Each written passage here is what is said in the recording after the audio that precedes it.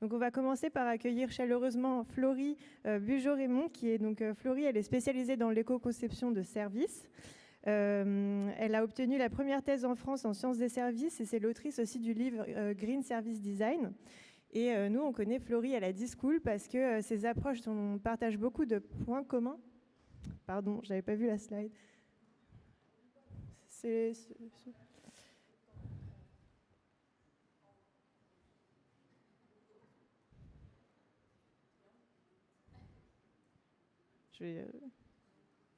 bon. Merci pour le petit signe. Donc, je disais donc Florie Bugeaud-Raymond, qui est donc je disais effectivement que donc nous on connaissait Florie parce que ses approches partagent beaucoup de points communs avec aussi l'approche de design soutenable. Et on a aussi enregistré un podcast il y a quelques temps avec elle sur l'éco-conception de services que je vous invite à écouter. Et donc maintenant, je vais te passer la parole, Florie, donc, pour nous parler de comment intégrer les enjeux et la dimension environnementale dans les projets de conception ou de reconception de stratégies et d'offres de services. Merci.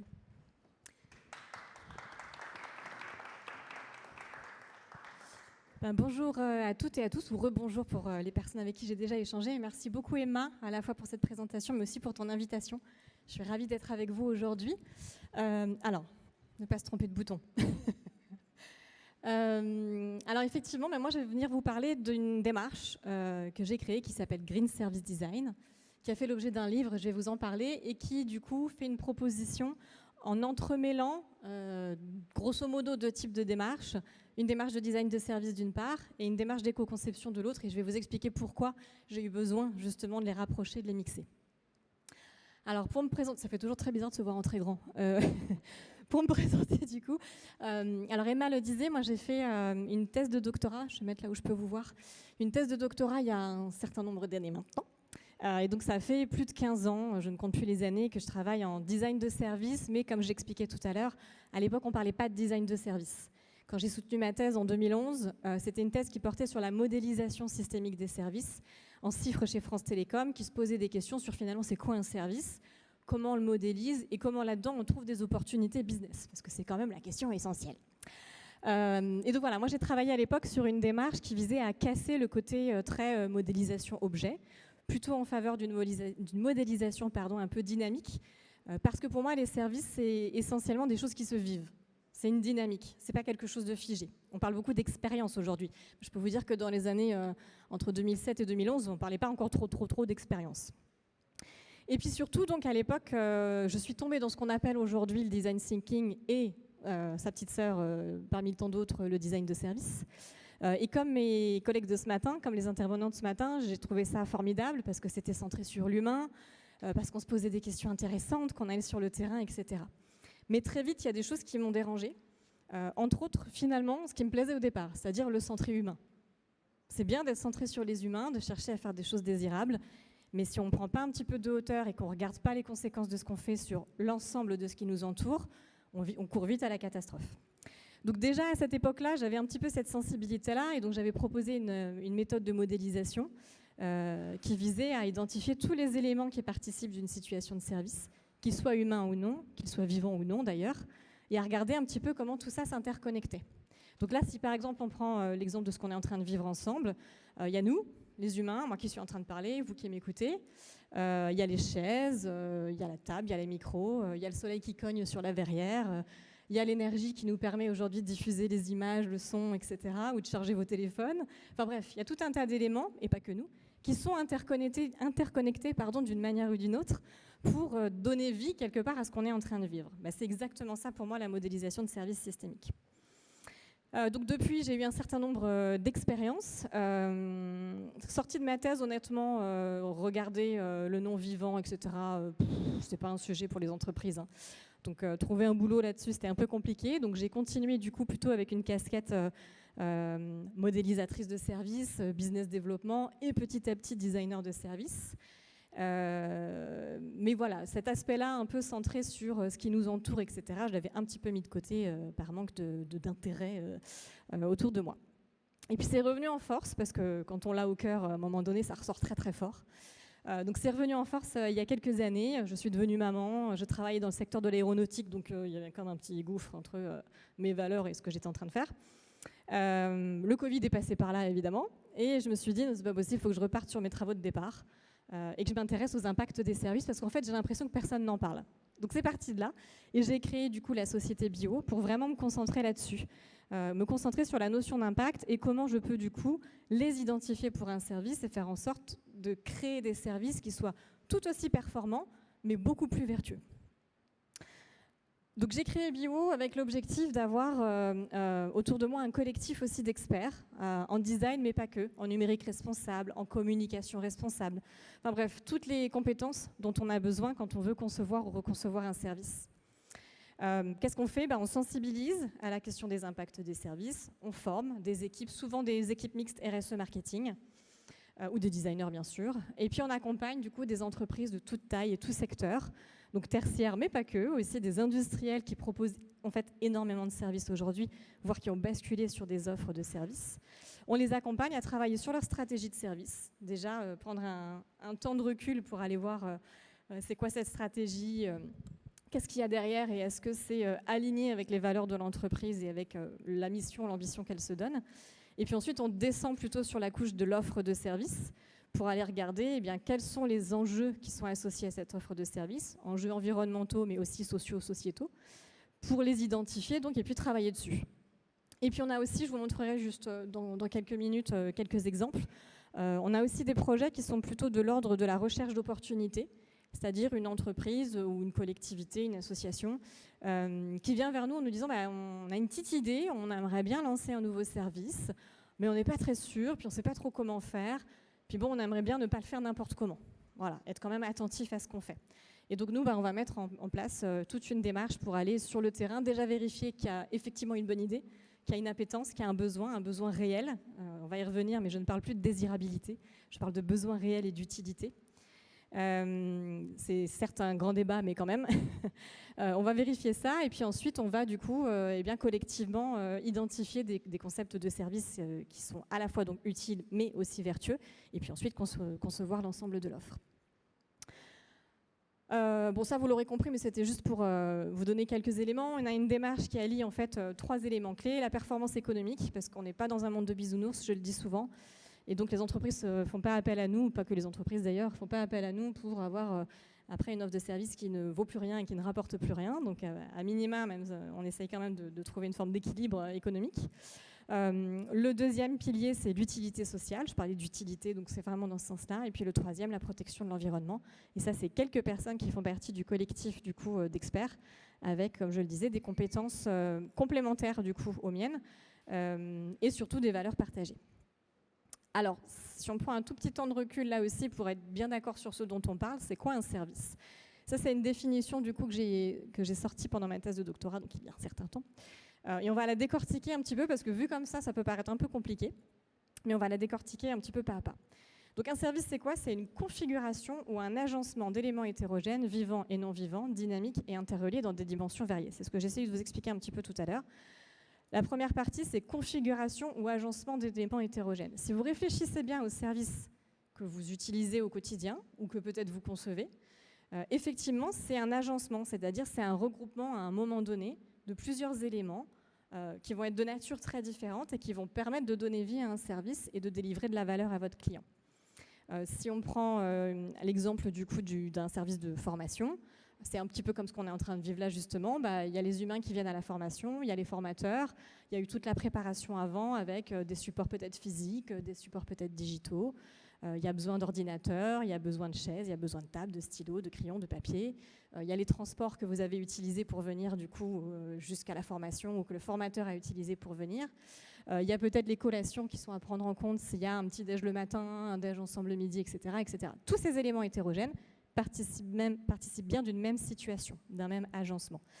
C'est vrai pour des services de réparation de machines à laver ou de voitures, c'est vrai pour des services de transport public, c'est vrai pour des services à la personne, c'est vrai pour des institutions, quelles qu'elles soient, qui produisent des services. Donc ça, c'est la première partie, un agencement d'éléments hétérogènes. La deuxième partie, vivants et non vivants. Mais effectivement, vous l'avez vu dans ces éléments, il y a du vivant, donc il y a les humains, mais parfois pas que. J'ai vu tout à l'heure, il y a des plantes, par exemple. Il peut y avoir différents éléments aussi de la biosphère qui sont présents sur certains services. Et puis, il y a du non-vivant qui va plutôt être de l'objet fabriqué par l'humain.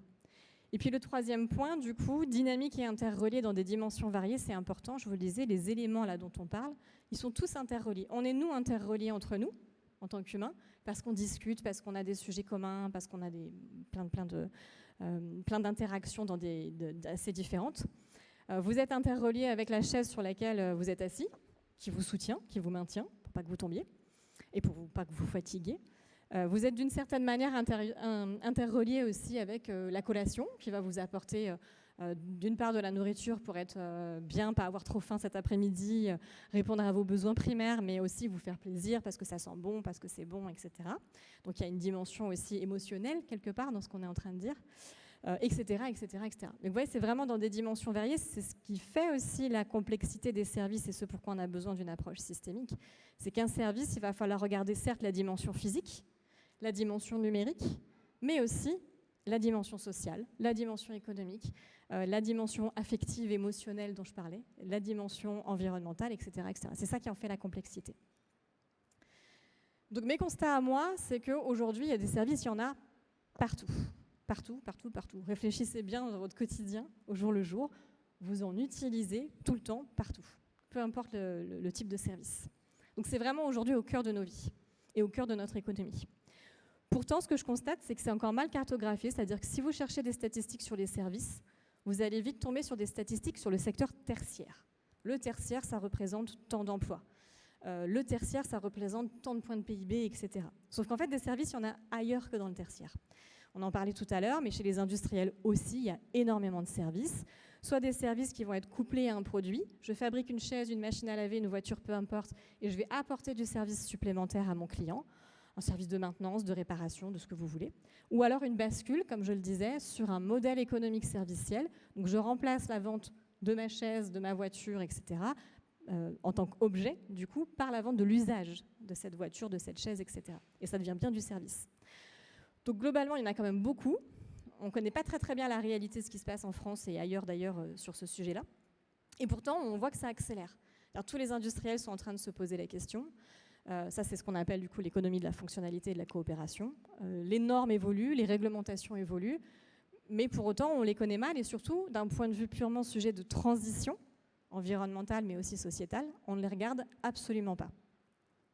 Donc, je me suis tournée assez rapidement vers l'éco-conception en me disant, chouette, voilà une démarche qui m'a l'air pas mal si je veux commencer à regarder un petit peu les impacts de ce que je fais. Donc, je me suis formée à l'éco-conception, qui est plutôt une démarche à l'origine qui vient du monde de l'ingénierie, et qui permet, comme vous le voyez là, c'est une définition de l'AFNOR, un peu vieille certes, mais qui est toujours valable, qui permet d'intégrer l'environnement dès la conception d'un produit et service, et lors de toutes les étapes de son cycle de vie. Donc effectivement, en éco-conception, on va étudier le cycle de vie, de la conception jusqu'à la fin de vie du produit ou du service. Donc je me suis dit, chouette, je vais apprendre des choses. J'ai été un peu déçue, pour être honnête, parce que finalement, dans toutes les formations que j'ai faites, tous les exemples que j'ai pu voir, il y a donc de ça 5 ans, je me suis rendu compte même si la définition parle de produit ou service, en fait, c'était toujours du produit.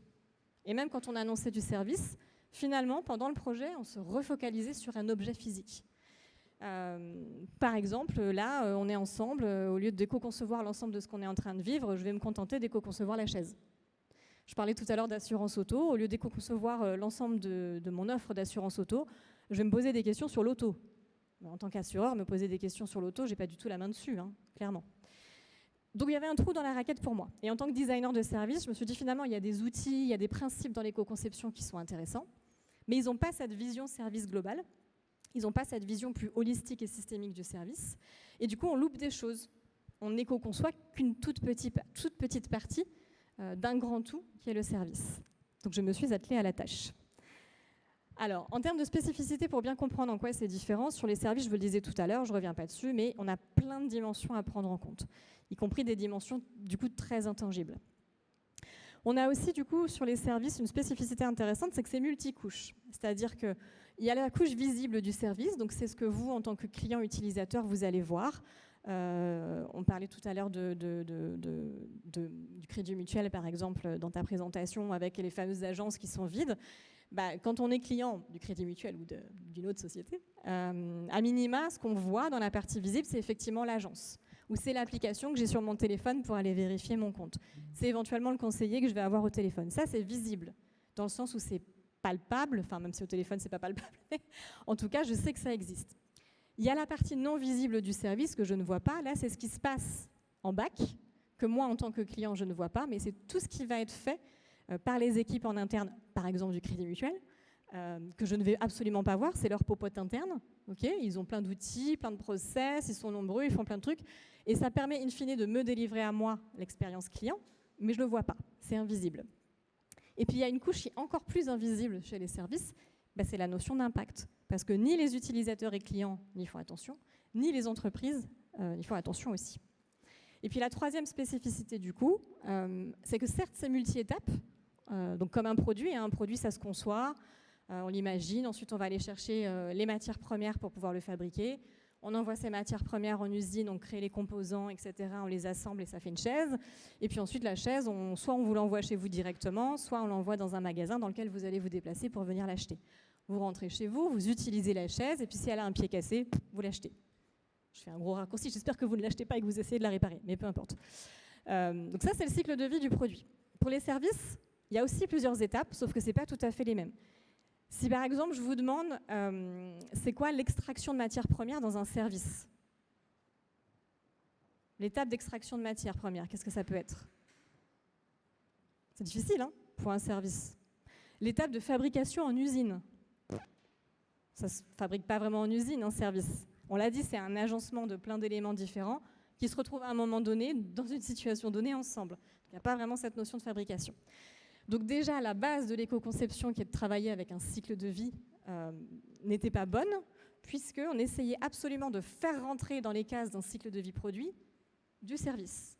Et donc, les ingénieurs buggaient en disant « ça ne rentre pas, je le mets au chausse-pied, j'arrive bien à mettre des trucs, mais je vois bien qu'il y a quelque chose qui cloche ». Et puis surtout, en service, on parle d'expérience, on parle de co-construction du service. Vous faites partie du service en tant que consommateur ou client. Au même titre que du coup, les personnes de l'entreprise, le fournisseur, vous allez co-construire l'expérience que vous êtes en train de vivre. Si vous arrivez à un moment donné, je ne sais pas moi, par exemple au restaurant, de mauvaise humeur pour une raison X ou Y, vous allez peut-être passer un mauvais moment, mais ce ne sera peut-être pas la faute du serveur. Vous avez peut-être juste passé une mauvaise journée avant.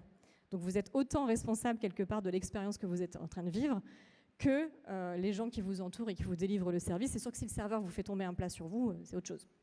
Mais globalement, il y a cette notion de co-construction qui est importante aussi et qu'on trouve forcément beaucoup moins, voire pas du tout dans la partie produit. Ça, je passe rapidement, mais c'est une démarche qui est mise en œuvre par le pôle éco-conception et globalement dans le monde de l'éco-conception. C'est une démarche d'éco-conception plutôt de produits. Donc vous le voyez, il y a différentes étapes et c'est très itératif. Au départ, on va cadrer un petit peu le projet, identifier le produit sur lequel on va travailler. On va faire ce qu'on appelle une évaluation environnementale de référence. Donc on prend le produit et on fait une analyse de son cycle de vie, on identifie les grands enjeux environnementaux, on essaye de les mesurer et ça crée une évaluation environnementale de référence à un instant T. Voilà, le produit aujourd'hui, il est comme ça, ses impacts, c'est cela. À partir de ça, on va réfléchir à des pistes d'éco-conception. Qu'est-ce que je peux mettre en place pour réduire les impacts de mon produit ? On va prendre un certain nombre de décisions. Et puis, on va faire ce qu'on appelle une évaluation environnementale comparative. Donc, ma chaise, je l'ai fait évoluer pour qu'il y ait moins d'impact. Je vais refaire une évaluation environnementale, je vais remesurer ces impacts pour vérifier que par rapport à la situation de référence, j'ai bien réduit les impacts. Et que si possible, je n'ai pas fait de transfert, c'est-à-dire en améliorant les pieds, je n'ai pas fait plus d'impact sur l'assise, par exemple. Je fais des gros raccourcis, mais j'ai peu de temps, donc je raccourcis un peu.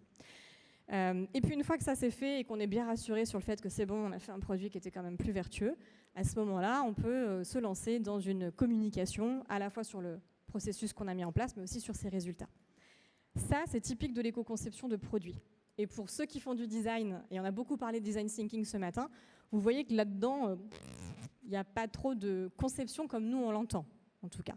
Il n'y a pas de recherche terrain, c'est-à-dire qu'on prend le produit brut, on ne va pas forcément auprès des utilisateurs pour aller vérifier si par ailleurs la chaise elle est confortable, utile, etc. Il n'y a pas non plus un peu plus tard de notion de test. C'est-à-dire qu'une fois que j'ai mes pistes d'éco-conception, je ne retourne pas sur le terrain pour aller vérifier que les pistes, certes, elles vont me permettre d'avoir moins d'impact, mais qu'elles sont acceptables par le public. Enfin voilà, il nous manque des choses quand même. En tant que designer, on est un peu mal à l'aise avec ce genre de démarche.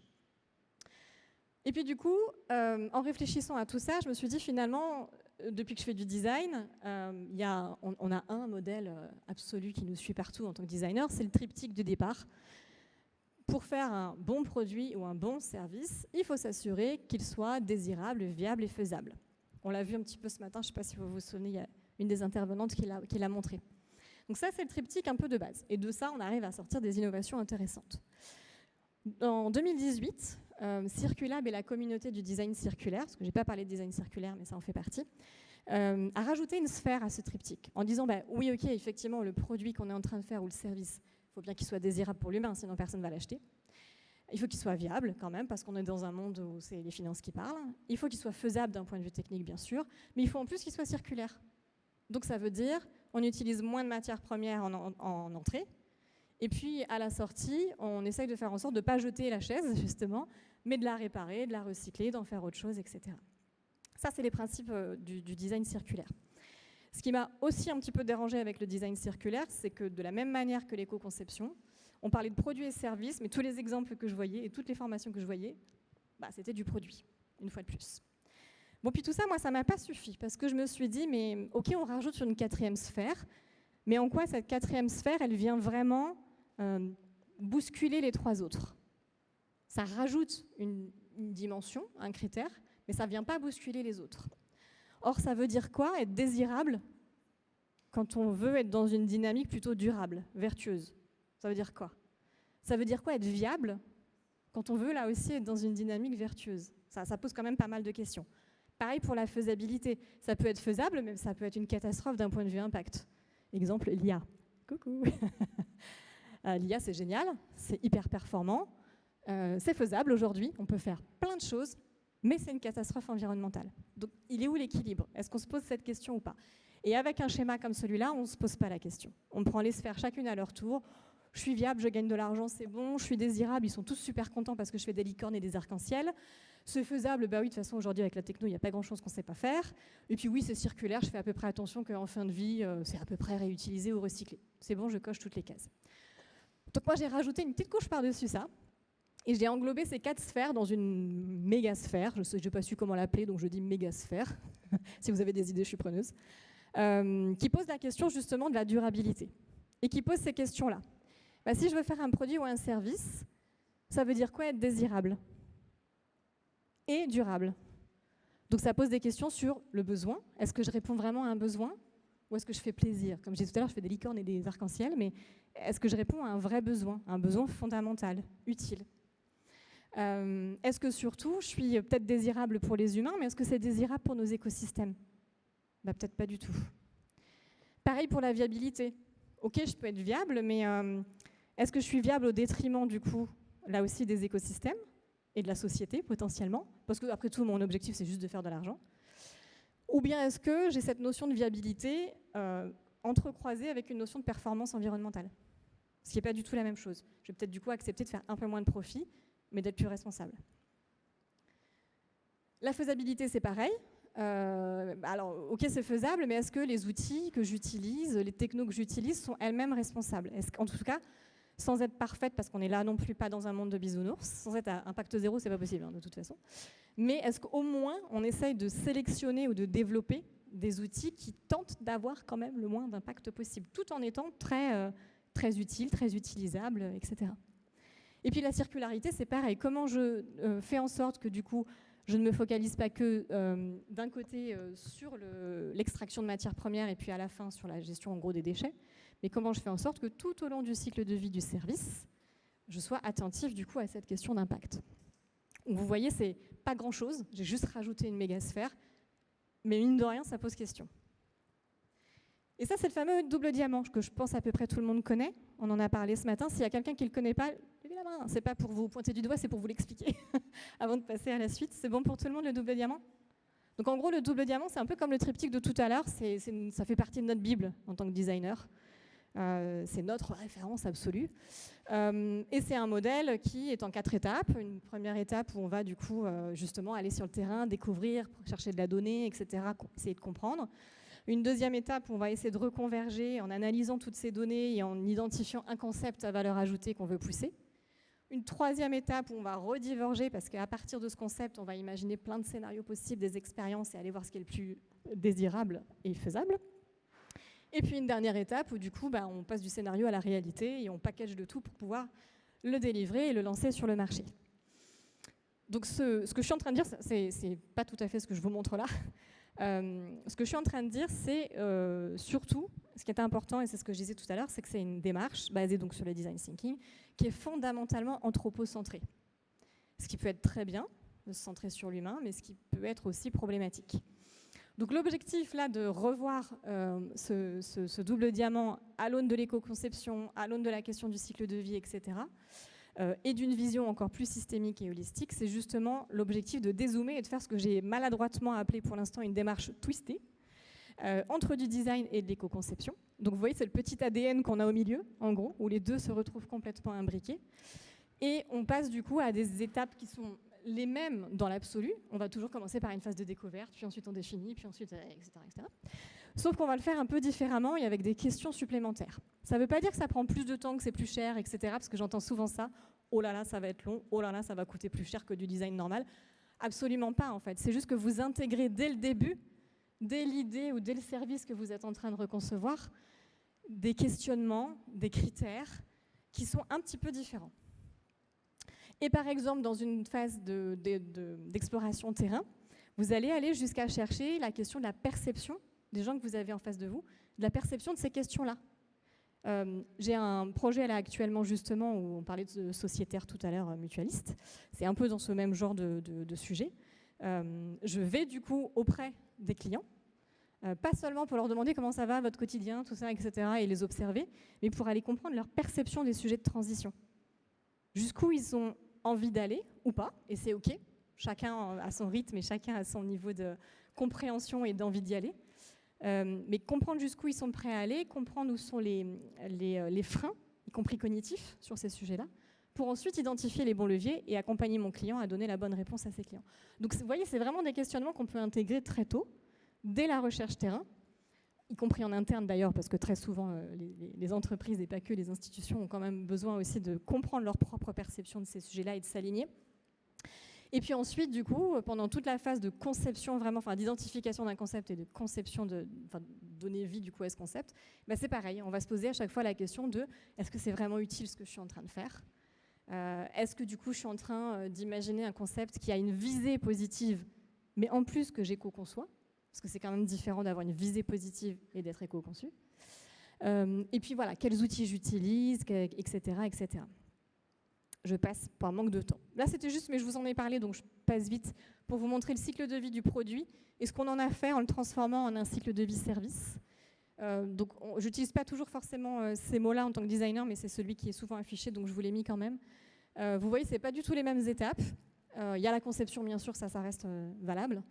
Il y a l'acquisition de biens d'amortissement, la promotion, l'acquisition de consommables, peu importe l'ordre. Moi, c'est ce que j'appelle l'industrialisation du service. C'est-à-dire, on l'a imaginé, on l'a conçu, puis après, il faut lui donner vie.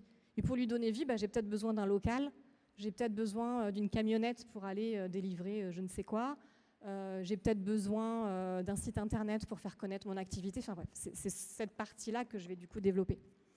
Ensuite, il y a quand même généralement toujours un petit peu de logistique, que ce soit vous en tant que fournisseur qui vous déplaciez ou vos clients qui se déplacent à vous. Il y a quand même un peu de logistique. Et puis il y a ce qui là par les ingés est appelé prestation, que moi j'appelle expérience de service ou coproduction du service. Donc c'est là où du coup se fait l'expérience avec votre client. Et puis il y a toute une partie après de questionnement sur la fin de vie du service. Alors eux le focalisent sur, en tant que bon ingé éco-conception, sur l'entretien du matériel, la fin de vie des consommables. Donc vous voyez, ils sont très produits encore. Moi je l'ouvre un peu plus et je me pose la question de qu'est-ce que je fais des données ? Parce que pendant tout ce cycle-là, j'ai acquis des données sur mon client, sur plein d'autres trucs. Qu'est-ce que j'en fais à la fin ? Je les garde pas, j'ai le droit, voilà. Donc les données, le contrat en lui-même, ça veut dire quoi ? Mettre fin à une prestation de service et à un contrat. Comment je gère ça ? Donc voilà, il faut sortir du carcan un petit peu trop objet pour aller un petit peu plus loin. Un deuxième outil dont je voulais vous parler, et qui du coup, alors vous allez peut-être me regarder avec des gros yeux, mais je vous disais tout à l'heure, c'est important de ne pas se centrer que sur l'humain, d'aller voir au-delà, d'aller voir qu'est-ce qui dans les écosystèmes est impliqué dans nos services. Et là, c'est un exemple du coup d'un persona actentiel. Donc les personas, je ne sais pas si vous êtes tous familiers avec, les personas, c'est des représentations de vos utilisateurs ou vos clients. C'est des grands profils, si possible socio-cognitifs et pas socio-démographiques, mais c'est un autre débat. Donc c'est les grands profils de vos clients que vous allez utiliser après pendant le projet, parce que vous avez acquis de la connaissance sur ces profils-là et que vous allez pouvoir, grâce à ça, concevoir une solution, un produit ou un service qui correspond vraiment à son contexte, son quotidien, ses besoins, ses attentes, ses freins, etc. Moi, j'ai détourné ça, et je ne suis pas la seule, hein, mais on a détourné ça, du coup, pour faire des personas qu'on a appelés personas actentiels. Alors, actant, c'est un grand mot, qui vient de la littérature que j'ai utilisé pendant ma thèse de doctorat, qui vient de Latour Calon, pour ceux que ça intéresse, vous pouvez aller voir, qui justement permet de dépasser la notion d'acteur au sens humain et d'aller vers une notion plus globale d'actant, c'est-à-dire tout élément qui interagit à un moment donné dans une situation. Donc potentiellement pas un humain, justement. Et donc là, je vous ai mis un exemple de persona actentiel qu'on a pu faire avec le sol, c'est-à-dire qu'à côté, il faut que je vous donne un peu de contexte quand même, c'est un projet du coup pour une collectivité qui s'interrogeait dans le cadre du ZAN, vous savez, sur la non-artificialisation des sols, sur comment interagir avec les entreprises qui viennent les voir en leur disant moi je veux implanter un bâtiment, un entrepôt, etc. à cette zone-là sur votre territoire. Et ça pose plein de questions vis-à-vis du ZAN. Donc ils se demandaient comment interagir avec ces entreprises-là. Donc on a été sur le terrain, on a fait un certain nombre de personas un peu classiques, côté collectivité, côté entreprise, côté aussi voisinage, etc. Et au milieu de tout ça, on leur a fait un persona pour le sol. Parce qu'en fait, le sol était autant acteur de ce dont on était en train de parler que les personnes travaillant à la collectivité ou en entreprise, ou les voisins d'ailleurs. Bon, je vous avoue que pour le coup, ils nous ont regardés avec des gros yeux. En atelier, quand on leur a présenté ça, ça va pas les filles, vous avez fumé un truc, c'est pas possible.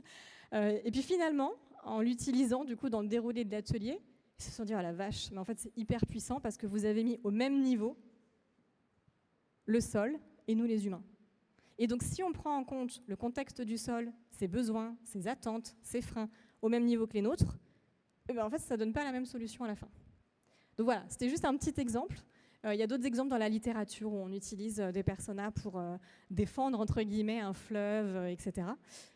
C'est assez puissant, ça paraît tout bête comme ça, mais c'est assez puissant pendant un atelier, parce qu'une fois de plus, vous mettez au même niveau que les humains des éléments qui d'habitude ne sont pas pris en compte. Vous donnez une voix, vous rendez visibles les éléments de l'écosystème qui vont subir le service sur lequel vous êtes en train de travailler, qui n'ont rien demandé, mais qui vont le subir.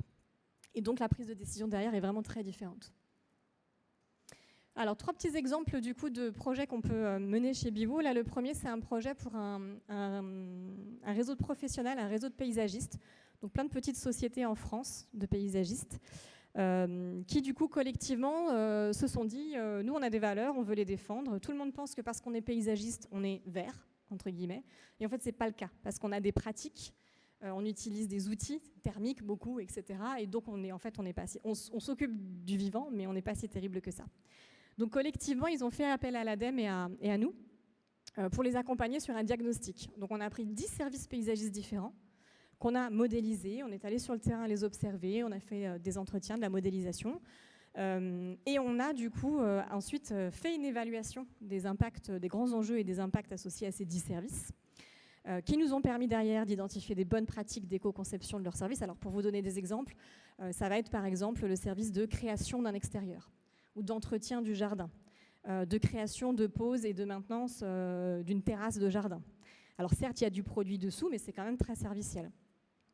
Donc voilà, ça a donné lieu à l'identification de bonnes pratiques et de plans d'action pour les 10 entreprises qui avaient participé, qui sont aujourd'hui partagées alors, en interne du réseau Alliance Paysage, mais qui font aussi du coup l'objet d'un livre blanc qui a été coécrit par la personne qui s'en occupait, Thomas chez Alliance Paysage, et par l'ADEME.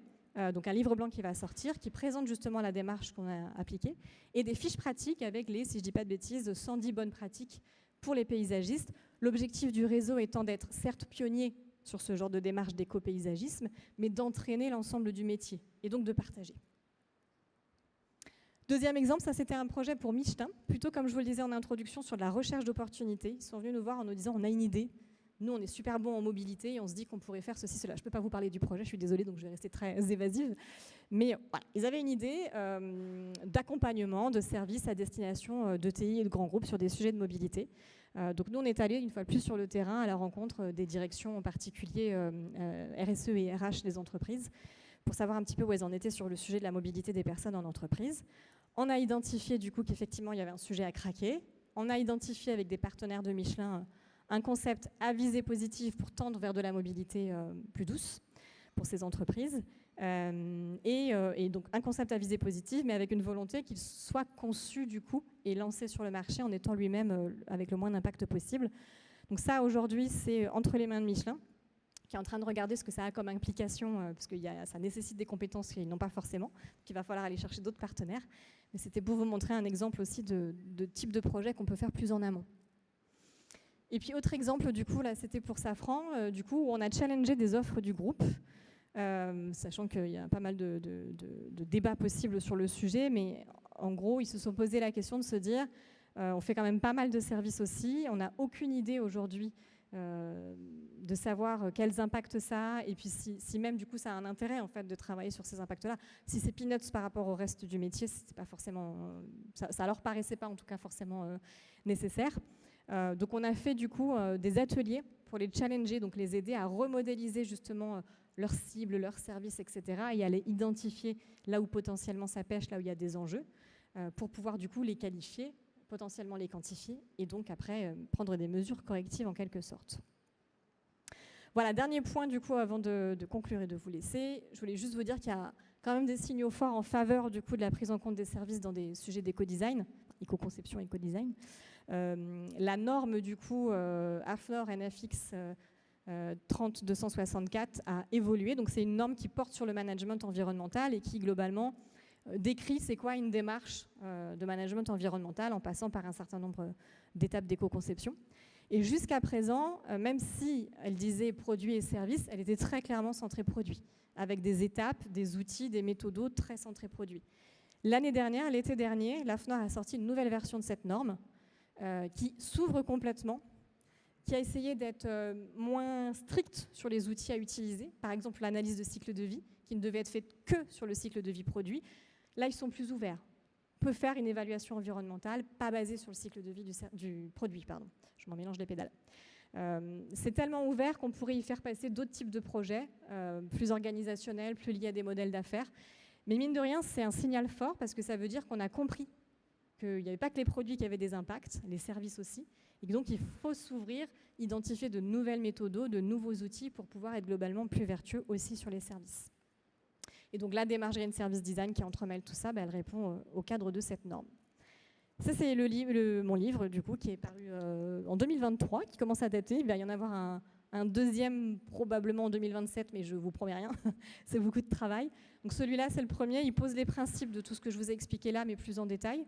Et le prochain, du coup, sera un ouvrage qui ira plus loin, du coup, que cette première brique à l'édifice et qui présentera surtout des articles collaboratifs avec plus d'exemples et qui mettra en lumière quelque part certaines organisations qui sont déjà allées plus loin sur ce sujet-là. Voilà, je vous remercie beaucoup de votre attention.